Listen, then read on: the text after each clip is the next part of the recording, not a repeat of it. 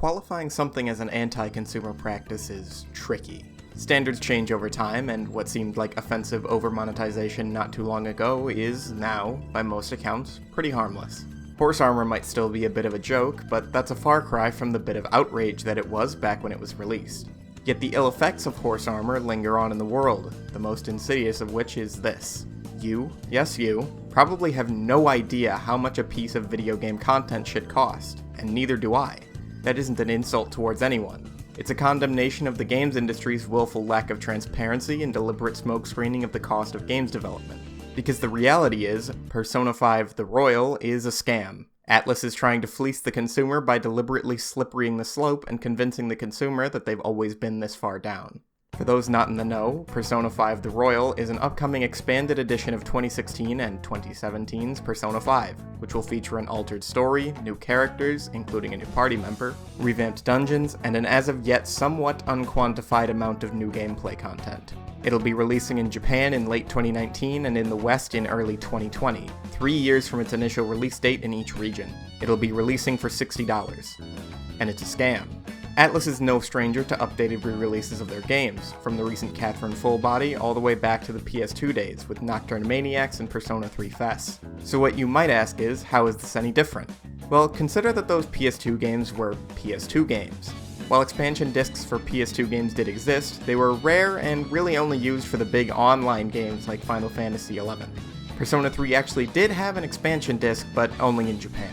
So on the rare occasion when devs wanted to add more content to an older game, the best option by far was to release it as a new edition of that game, Devil May Cry 3 and Silent Hill 2, for example. While in practice, I would prefer devs put their time and money toward new games rather than expanding on old ones, it's hard to imagine a world where Persona 3 never got the FES expansion, or DMC 3 never got a playable Virgil, unlike some recent games that have come out. Fast forward a few years and, with the advent of easy downloadable content, these types of releases got a lot less common. Rather than build an expansion and release it as a brand new edition of a game, or as an expansion disc, the devs started to release DLC, and eventually bundle it with a Game of the Year edition later on, meaning you could gain access to that DLC no matter which version of the game you bought. Yeah, at the end of the day, it's still a smarter idea to wait for a Game of the Year edition, because you'll save money, but at least early adopters aren't totally screwed anymore. Yet strangely, after the popularization of DLC with the 7th generation of consoles, Atlus never really got behind it outside of some minor DLCs like extra boss fights in SMT4. They put out pretty straight re-releases of the first 2 Persona games on PSP, to little fanfare, before eventually releasing the big guns, Persona 4 Golden. Golden was an expanded version of Persona 4 the same way P5 Royal will be, but it was a Vita exclusive since obviously they weren't going to release a new PS2 edition of Persona 4 in 2012. Since then, however, Atlus seems to have dedicated as much time to re-releasing their old games on new hardware with new content as they have actually making games. Devil Survivor 1 and 2 got expanded ports on the 3DS, with SMT Strange Journey getting the same treatment, as well as the West finally getting the Saturn original Soul Hackers. Odin Sphere and Dragon's Crown, Vanillaware games published by Atlus, were expanded and re-released onto modern systems, and, as mentioned, Catherine got an updated re-release 8 full years after its debut. And the thing about all these re-releases and expansions is that they're fine. Again, I'd rather those resources be put into new games instead, but the convenience of a spruced up version of, say, Devil Survivor on a newer system along with new content as a bonus is nice enough. But you'll notice a trend here. All of these re-releases are ports. Not just bundled Game of the Year editions, but ports to systems they weren't on before. Because you can't release a DLC for a DS game like Strange Journey, or a PS2 game like Odin Sphere, or a game from 8 years and a full console generation ago like Catherine. They necessitate full-on ports to have new content added to them, otherwise you're in a weird Scott Pilgrim vs. the World situation where no one buys your DLC because it came out too late. And this is where we round back to Persona 5 Royal, a PS4 game being re-released for the PS4. Without the option for owners of the base game to buy Royal as a DLC expansion. If you want to play Persona 5 Royal, you'll have to pay $60 and play it on the same system as last time, no exceptions. Unless you played it on PS3, but come on now. And now we go back to the last re-release in the series, Persona 4 Golden, for the sake of comparison to Royal. Golden doesn't just tack a new dungeon onto the game, it makes substantive changes throughout the entire thing. Some swear by it as a straight upgrade to the base game, while others feel that the new and remixed content worsens the game, namely by bloating it. Point is, Persona 4 and Persona 4 Golden are separate entities with their own respective pros and cons. Assuming Royal is similar in execution, one could argue that releasing it as DLC for the base game would be less like expanding it and more like replacing it with different versions that players could easily like less than the vanilla game. At which point I'd like to remind everyone that Persona 3 Portable allowed you to choose a new female protagonist with her own remixed campaign, which featured new music, new characters, new gameplay mechanics, a new dungeon, and so on. And the key to all of this, the new campaign included a warning on selection that it was intended for those who'd already beaten the original campaign. Plus, you know, the fact that Portable is a PSP port of a PS2 game. I see no reason that Royal couldn't be released as an expansion which the player is allowed to toggle on or off, with a warning similar to P3P's when starting a new file. And don't even try to tell me they couldn't make enough space to have both campaigns. A basic PS4 has a 500 gig hard drive, and you can upgrade it for less than $100. This is where defenses for Royal being released only as a standalone package fail. There's no solid justification for the practice. There are 1,000 ways around being so malicious. It's purely anti-consumer and, in my opinion, a bad idea even as a scam.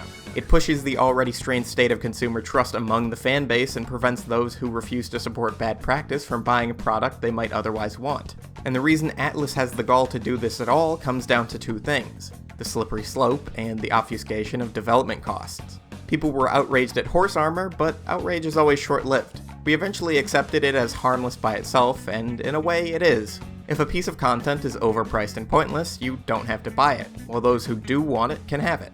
But changing consumer standards are not always a good thing. The industry can, whether we like it or not, influence what we see as acceptable, and horse armor was the sacrificial lamb that brought us to where we are now. Where once we saw horse armor as insulting and overpriced at $2.50, we no longer bat an eye at $8 costume DLC in Persona 5. We don't question why an expansion pack for Diablo 3 is $40, because we know too little about how games development works to judge the value of content. For all we know, maybe that horse armor really was worth $2.50. Maybe an expansion pack can be as expensive as the full game. Ultimately, it's in the best interest of developers and publishers to not give the consumer too much information about what they're actually buying. Vanilla Persona 5 is currently $20, and Royal will be $60, so we can assume Atlus is valuing Royal's new content at about $40. Vanilla launched at $60 as well, meaning the development of Royal's new content is implied to have taken 2/3 the budget of the base game. Persona 5 was in development for 5 years, having been delayed from 2014 all the way to 2016. Yet Royal, an expansion using the same engine, assets, and most of the same game in general, releasing 3 years after the original, is set to cost $40. I don't like to value games in such a strict, numeric, monetary way, but the reality is that developers and publishers do. And Atlus is telling us that, somehow, Royal had 2/3 the development cost of the vanilla game. And they're getting away with it, solely because the average consumer, including myself, has no idea how much each part of a game actually costs to develop. Let me put it this way. Remember Persona 5's $8 costume DLCs? Buying 5 of those would cost you $40. Do you know how much money it costs to make 5 costume DLCs? Not 2/3 of a game's budget. That's oversimplifying the numbers a bit, since the predicted number of units sold also factors into price, but it doesn't factor into this degree. And might I remind you that previous games in the series had costume sets available at launch. My point here isn't just about the overpricing of post-launch content, it's also about the obfuscation of cost. When prices are this clearly nonsensical, I have nothing to measure worth by. The only information I have to go on is that Atlus has been price gouging the consumer for a long time, and I have no reason to believe anything different about Royal. Not only are they price gouging you for new content, they're requiring you to pay the cost of the base game again for no reason. They'll abuse DLC for quick cash when it's convenient, but if you want substantive expansion content released digitally or at least for less than full price, you're out of luck. And what I worry about is that this probably isn't as bad as it'll get. The slope keeps on slipping after all, and the number of people I've seen defending such slimy practice makes me pretty sure Atlus will see no significant backlash for this. Persona isn't my favorite series in the world. It doesn't bother me much that I won't be playing Royal, but I know for some people it does. And if this pays off for Atlus, I don't have any confidence that they won't pull this same stunt with series I like more, like SMT, maybe even worse. My conspiracy brain tells me that the higher-ups at Atlus ended development on Persona 5 knowing full well that they would immediately begin work on an expanded edition. Haru's non-presence in the story and Akechi's bizarre character arc resolution are the strongest indications that this is the case, if you ask me. At which point, no matter how polished it may be, I can only call vanilla Persona 5 an unfinished game. Cut content is one thing, but to release a game knowing that you'll release a new version that becomes the new canon within a few years is maybe the scummiest thing I've ever heard of.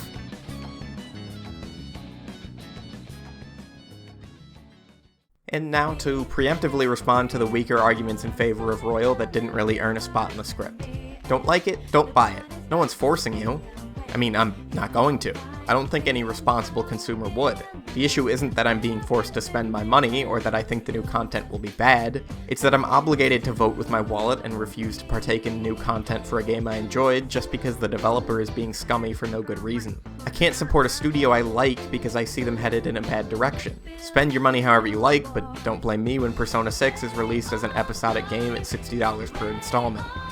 They re-release every Persona game. You should have expected this and waited.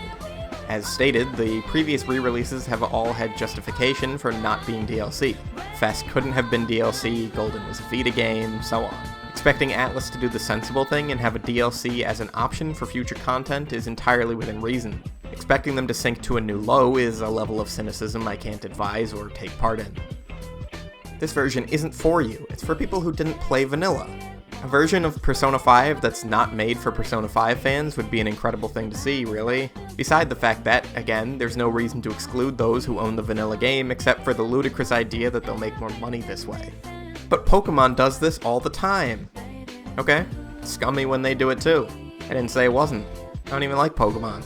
They're probably just trying to raise money for other projects, like SMT5.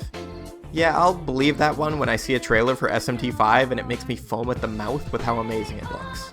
They can't release it as DLC, because then they'd have to put that DLC out for PS3 as well. No, they wouldn't. It'd be fantastic if they could, because I don't like anyone being left out in the cold, but I think we can all accept at this point that the PS3 is gone. Supporting it isn't something we can reasonably expect from developers.